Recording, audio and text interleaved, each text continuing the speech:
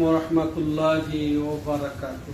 Waalaikumsalam warahmatullahi wabarakatuh. Alhamdulillahi rabbil alamin wal aqibatu lil muttaqin wassalatu wassalamu ala asyrafil anbiya'i wal mursalin nabiyina Muhammad wa ala alihi wa sahbihi wa man tabi'ahum bi ihsanin ila yawmiddin, amma ba'd. সম্মানিত দূরের ও কাছের দর্শক ও শ্রোতা মণ্ডলী, আল্লাহ রাব্বুল আলামিনের অশেষ মেহেরবানিতে আমরা প্রতি সপ্তাহের ন্যায় আজকেও রিয়াদস্থ কথা ইসলামিক সেন্টার কর্তৃক আয়োজিত সেই সাপ্তাহিক ক্লাসে একত্রিত হয়েছি। এই সাপ্তাহিক ক্লাসে আমাদের নিয়মিত চলছে ধারাবাহিক কিতাবুত তাওহীদের আলোচনা।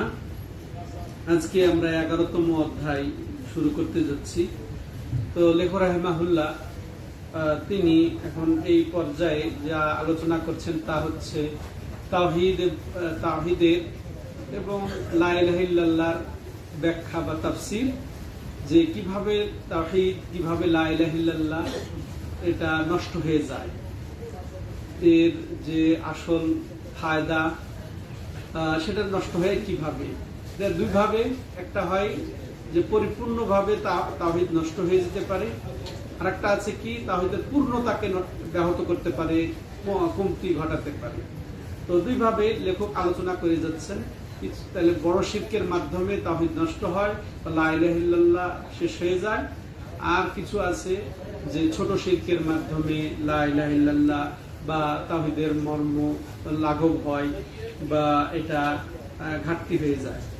তো লেখক রাহিমাহুল্লাহ ইতিপূর্বে জবাই শিরকের অন্তর্ভুক্ত, সেটা আলোচনা করেছেন যে আল্লাহ ছাড়া অন্যের নামে জবাই করা এটা শিরক, অন্যের উদ্দেশ্য। আর জবাইটা কি সেটা আমরা অবশ্যই বুঝবো। জবাইটা হচ্ছে যে জিনিসটা যার দ্বারা সম্মানার্থে যেটা জবাই করা হয়, আর বিনয়ের সাথে নৈকট্য অর্জন করার জন্য, সম্মানার্থে বিনয়ের সাথে নৈকট্য অর্জনের জন্য যদি জবাই করা হয় বা রক্তপাত করা হয়, সেটা উট হোক, গরু হোক, ছাগল হোক, মুরগি হোক, এমনকি যে কোন ছোট্ট প্রাণী হলেও যদি এরকম করা হয় নৈকট্য অর্জনের জন্য সসম্মানে, সশ্রদ্ধ, তার বিনয়ের সাথে, তাহলে সেটাই হবে জবাই।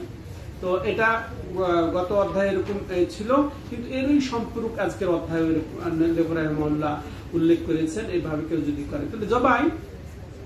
তো এই ক্ষেত্রে আমাদের আরেকটা জিনিস সংক্ষেপে জেনে রাখতে হবে। জবাই যেটা বললাম, জবাইয়ের পরিচয়, এই উদ্দেশ্যে জবাই করাটা হচ্ছে ইবাদত, আর এটা হচ্ছে তাওহীদ। এর ব্যতিক্রম করাটা হচ্ছে কি শিরক। হ্যাঁ, আল্লাহ ছাড়া অন্য যে কোনো, সেটা ফেরেশতার জন্য হোক, নবীর জন্য হোক, ওলির জন্য হোক, আর যার জন্য, পীরের জন্য হোক, মূর্তির জন্য হোক, পাথরের জন্য হোক, গাছের জন্য হোক, যে কোনো আস্তানা দরগার জন্য হোক না কেন, এই সশ্রদ্ধ বিনয়ের সাথে নৈকট্য অর্জনের জন্য, তাকে খুশি করার জন্য যদি করা হয় সেটাই হবে শিরক। যেটা ইবাদত, তার বিপরীত হওয়াটা হবে শিরক।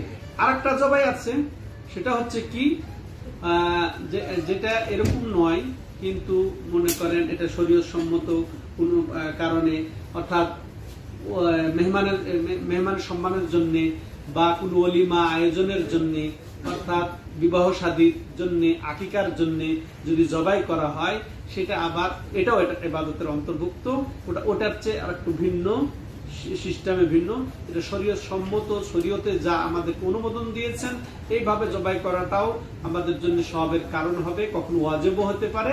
যেমন ওলিমা জন্য জবাই করা, রাসূলুল্লাহ সাল্লাল্লাহু আলাইহি ওয়াসাল্লাম বলেছে আউলিম ওয়ালাউ বিশা, যে ওলিমা করে একটা ছাগল দিয়ে হলেও ঠিক আছে। তারা এটা মুস্তাহাব, সুন্নত, বা এটা অনেক সময় গুরুত্ব বহন করে। এছাড়াও যেমন রাসূলুল্লাহ সাল্লাল্লাহু আলাইহি ওয়াসাল্লাম বলেছেন, মান কানা ইউমিনু বিল্লাহি ওয়াল ইয়াউমিল আখির ফালইউকরিম দায়ফা, যে আল্লাহর প্রতি, পরকালের প্রতি ঈমান রাখে, সে যেন তার মেহমানের সম্মান করে। তো সম্মানার্থে যদি জবাই করে, তাহলে এটাও সওয়াবের কারণ। এটা আমরা বলি নামে যে এটা মেহমানের জন্য জবাই করেছি, এটা কি আকিকার জন্য জবাই করেছি, এটা উমুকের নামে জবাই করেছি, এটা আলাদা, এটা নিয়তের উপরে নির্ভর করবে। আর আসলটা হচ্ছে কি সশ্রদ্ধ, সসম্মান কার? আল্লাহ, তাই না? নৈকট্য কার এটার জন্য আমরা উদ্দেশ্য রাখি? আল্লাহর জন্য। এটা তাহলে দ্বিতীয় প্রকার এটা জবাই হলো। আর তৃতীয় প্রকার জবাই যে এটা নিজে খাওয়ার জন্য বা এটা দিয়ে ব্যবসা করার জন্য, এগুলা। আর গত সপ্তাহে এটা বলেছি যে তারপর ওইগুলোতে আল্লাহর নাম নিয়ে জবাই করতে হবে। এবার আসেন, লেখক বলছেন যে বাবু লা ইউযবাহু লিল্লাহি বিমাকানিন ইযবাহু ফীহি লিগাইরিল্লাহ। আল্লাহু আকবার।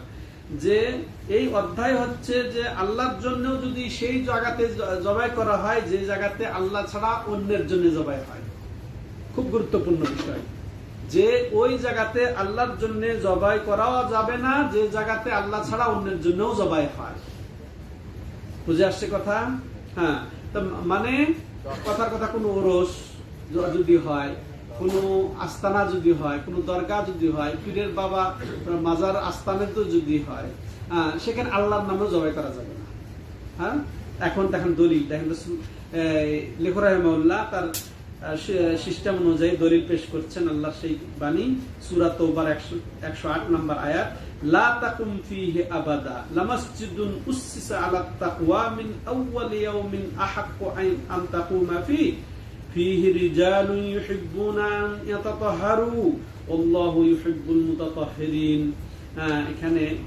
এখানে প্রেক্ষাপট হচ্ছে যে মুনাফিকরা এই মসজিদে কোবা বলেন বা আরেক বর্ণনায় এসেছে মসজিদে নববীর ক্ষতি সাধনের জন্য তারা আরেকটা মসজিদ রাতারাতি বানিয়ে রাসূল সাল্লাল্লাহু আলাইহি ওয়াসাল্লামকে দাওয়াত দিয়ে বসেছে যে আপনি এখানে এসে মসজিদটা উদ্বোধন করবেন বা এই মসজিদে নামাজ পড়বেন।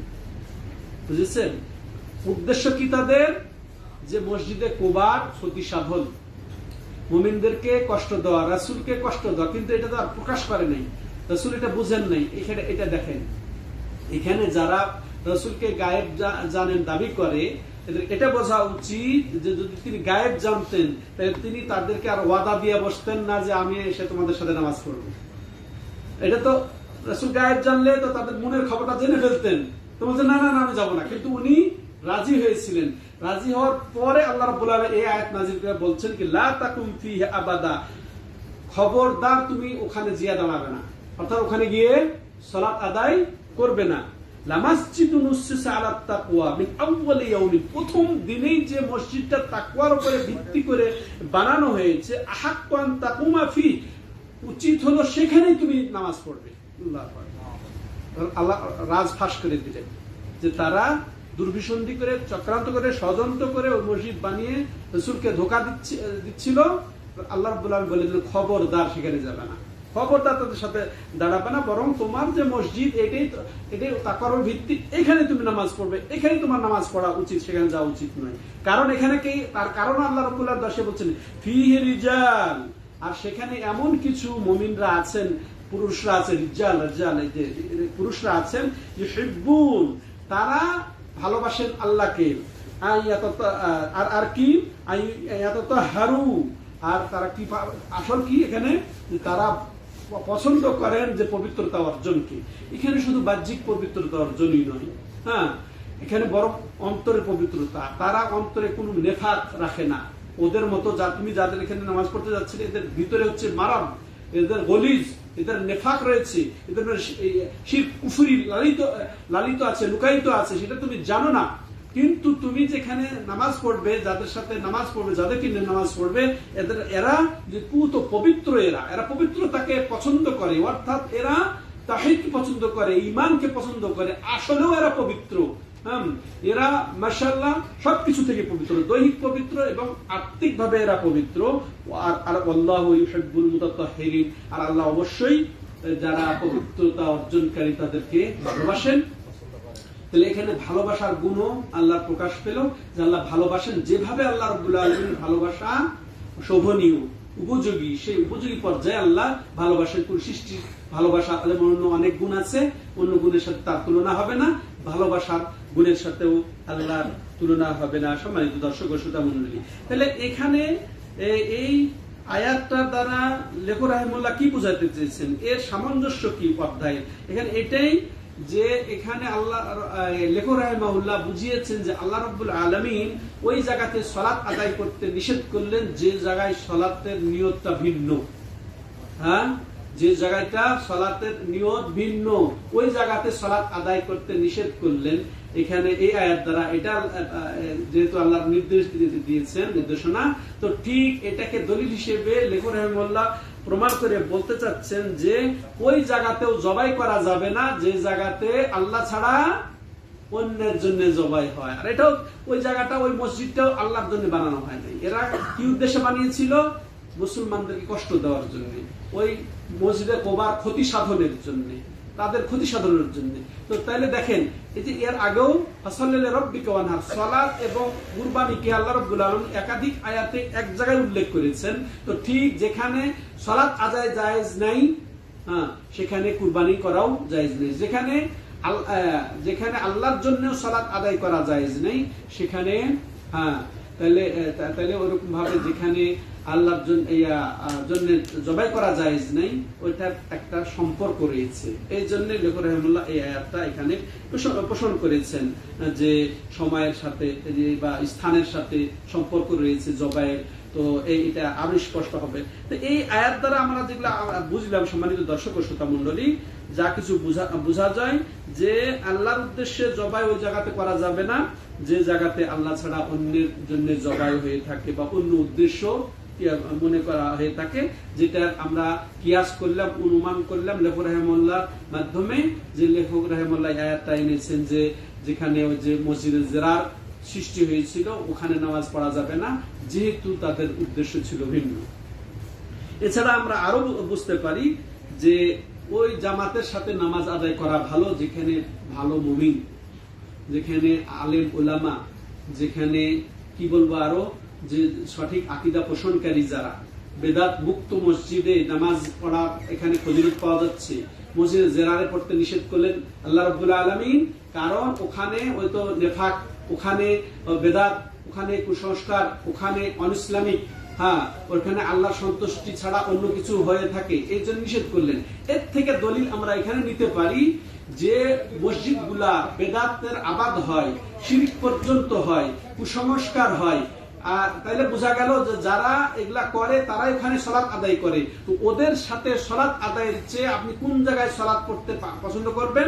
এই সাহাবারা যেভাবে, সাহাবাদের মতো লোকদের যারা সাহাবাদের মতো আমল করে, সাহাবাদের মতো যারা আকীদা মানহাজ পোষণ করে, যারা ওইরকম আখলাক চরিত্রে ওইভাবে যারা আল্লাহকে ভয় করে, তাদের সাথে নামাজ পড়াটার এখানে ফজিলত প্রমাণ হলো। ওই মসজিদ বেছে নেওয়া ভালো যে মসজিদে সুন্নতি তরিকায় সালাত আদায় হয়, নবীর তরিকায় মানহাজের পোষণ করা হয়, সেটা আকীদা হোক আর সবকিছুতেই হোক, সেটা আপনি খুঁজে সেখানে নামাজ পড়বেন। এখান থেকে এটাও আমরা দিশা পাচ্ছি এই আয়াতের মাধ্যমে। তেমনি ভাবে এই আয়াতের দ্বারা আল্লাহর মহাব্বত সাব্যস্ত হচ্ছে যে আল্লাহ রাব্বুল আলামিন পছন্দ করেন ওই পবিত্রতা অর্জনকারীদেরকে, তা আল্লাহ ভালোবাসেন, এটাকে সাব্যস্ত করতে হবে, কোনো অব্যাখ্যা করা যাবে না।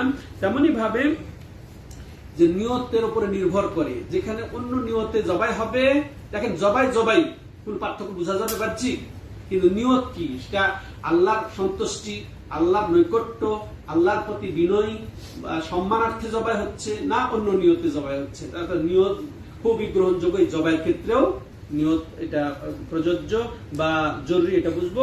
আর তাছাড়াও আরেকটা এখানে কায়দা এখানে ফিট করা যাবে যে ওসিলাকে প্রত্যাখ্যান করতে হবে। যে যদি কোন শিরকের ওসিলা হয় বা বেদাতের ওসিলা হয়, ওটা কখনো প্রত্যাখ্যান করা হবে। যেমন মনে করেন ওই মসজিদে নামাজ পড়তে নিষেধ করলেন আল্লাহ রাব্বুল আলামিন, কারণ ওটা ওই তো ফিতনার ওসিলা, ওটা নেফাকের, ওটা কেন্দ্রবিন্দু। তাহলে এখানে ওরকম সমূলে বিনষ্ট করে দেওয়া উচিত, যে এরকম যদি কোনো আশঙ্কা থাকে তাহলে ওখান থেকে দূরে সরে যাওয়া। এবার আসেন এর দলিল হিসেবে লেখক রাহিমাহুল্লাহ হাদিস যখন হাদিস পেশ করছেন, আন সাবিত ইবনে দাহাক قال نذر رجل ان ينحر ابلا ببوانا فسأل النبي صلى الله عليه وسلم فقال هل كان فيها وثن من اوثان الجاهليه يعبد الى اخر الحديث। প্রখ্যাত সাহাবী সাবিত ইবনে দাহাক, তিনি 64 হিজরিতে ইন্তেকাল করেন। তো ইনি বর্ণনা করছেন যে এক ব্যক্তি এক জায়গায় উট জবাই করবে, এই একটা মানত করলো। উট জবাই করবে এই একটা মানত করলো যে সেখানে একটা উট জবাই করা হবে। এবার দেখেন রাসূলুল্লাহ সাল্লাল্লাহু আলাইহি সাল্লাম প্রশ্ন করা শুরু করলেন। রাসূলের কাছে যখন বললো যে সে চায় যে ওই বুয়ানা নামক জায়গাতে একটা উট জবাই করবে, রাসূলুল্লাহ সাল্লাল্লাহু আলাইহি ওয়াসাল্লাম তাকে জিজ্ঞাসা করলেন হাল কানা ফিহা ওয়াতানুম মিন আওতানিল জাহিলিয়া, সেখানে জাহিলি যুগের কোন কি মূর্তি, আস্তানা, দরগা ছিল? হ্যাঁ, ইবাদত, সেখানে পূজা হতো, সেখানে অন্য গায়রুল্লাহর ইবাদত হতো। দেখেন, চিন্তা করে দেখেন, কালু, তখন সাহাবায়ে কেরাম বা উপস্থিত যারা তারা বললেন না এরকম কিছু না। কাল, এরপর আবার রাসূলুল্লাহ সাল্লাল্লাহু আলাইহি ওয়াসাল্লাম প্রশ্ন করলেন হাল কানা ফিহা ঈদুম মিন আয়াদিহিম, তাহলে ওই জাহিলি যুগের কোন কি উৎসব ওখানে পালিত হতো ওই জায়গাতে?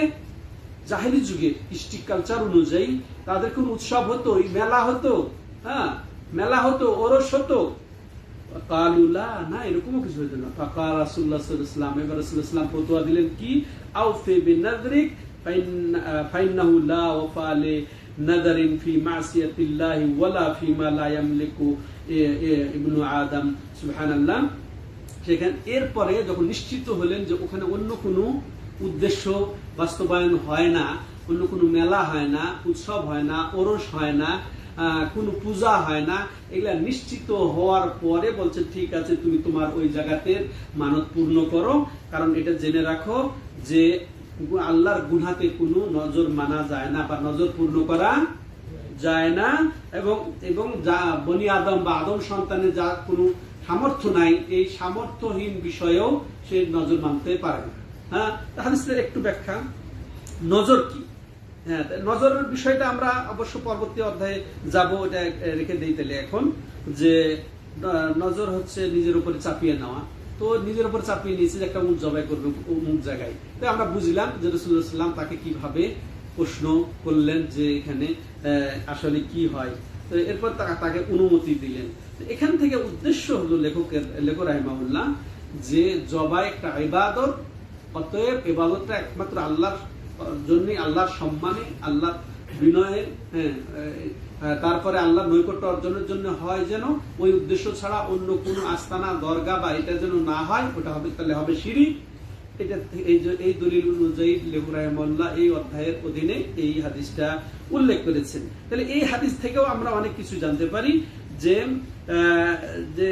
যে জায়গাতে কোনো মূর্তি বা কোনো দরগা বা কোনো আস্তানা বা আল্লাহ ছাড়া অন্য কোনো কিছুর কারণ কিছু প্রতিষ্ঠিত হয়, সাব্যস্ত হয়, বাস্তবায়ন হয়, সেখানে নজর মানা যাবে না, যেমন জবাই করা যাবে না।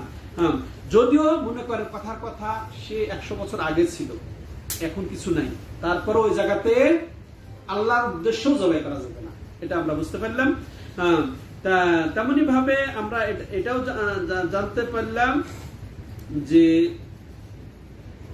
মুফতির উচিত, যখন যাকে জিজ্ঞাসা করা হবে তার উচিত যে বিষয়টাকে ভালোভাবে খোলাসা করে নেওয়া, জিজ্ঞাসা করে জেনে নেওয়া। এটা আমরা জানলাম যে রাসূলুল্লাহ সাল্লাল্লাহু আলাইহি ওয়াসাল্লাম জবাই করতে চাইলে তার কাছে কিভাবে প্রশ্ন দিতেন। এরপরে আমরা এটাও জানলাম যে শিরকের যদি কোনো উপকরণ থাকে ওটাকে বন্ধ করে দেওয়া।